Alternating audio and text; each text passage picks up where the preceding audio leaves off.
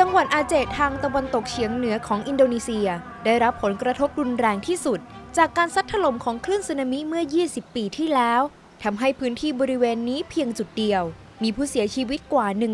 126,000 คนนำมาสู่การเตรียมความพร้อมรับมือกับภัยธรรมชาติในอนาคต Untuk alat-alat sendiri BMKG dari tahun terjadinya gempa besar tsunami sudah perkembangan pesat. Sekarang sudah ada 25 sensor, baik itu non-colo ataupun colocated, artinya ada 2 sensor yang ditempatkan secara bersamaan, baik itu akselerometer ataupun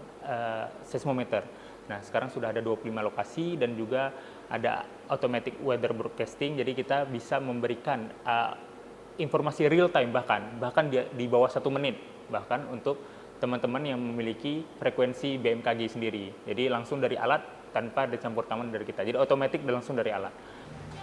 ตะกูฮาฟิดฮูดูดิลล่าวัย 28 ปี เป็นหนึ่งในผู้ที่ได้รับบาดแผลจากการสูญเสียญาติจำนวนมากจากภัยธรรมชาติเมื่อ 20 ปีที่แล้ว ปัจจุบันเขาเป็นเจ้าหน้าที่เฝ้าระวังแผ่นดินไหวในสังกัดหน่วยงานธรณีฟิสิกส์ของอินโดนีเซียที่คอยปรับปรุงระบบตรวจจับแผ่นดินไหวและระบบเตือนภัยสึนามิของจังหวัดอาเจเพื่อให้แน่ใจว่าจังหวัดบ้านเกิดของเขาพร้อมรับมือหากเกิดภัยพิบัติขึ้นอีกครั้ง Pengalaman saya sebagai survivor gempa bumi dan tsunami Aceh 2004,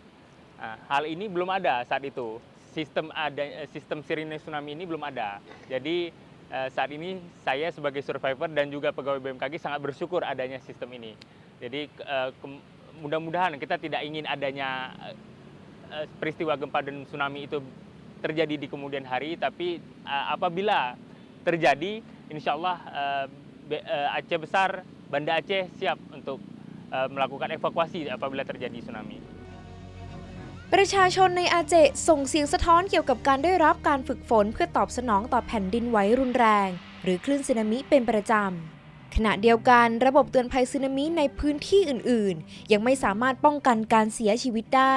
สะท้อนให้เห็นจากเมืองปาลูในจังหวัดสุลาเวสีกลางที่เผชิญกับแผ่นดินไหวขนาด 7.5 และคลื่นสึนามิแต่กลับไร้สัญญาณเตือนภัยจนทำให้มีผู้เสียชีวิตกว่า 4,000 คนเมื่อปี 2018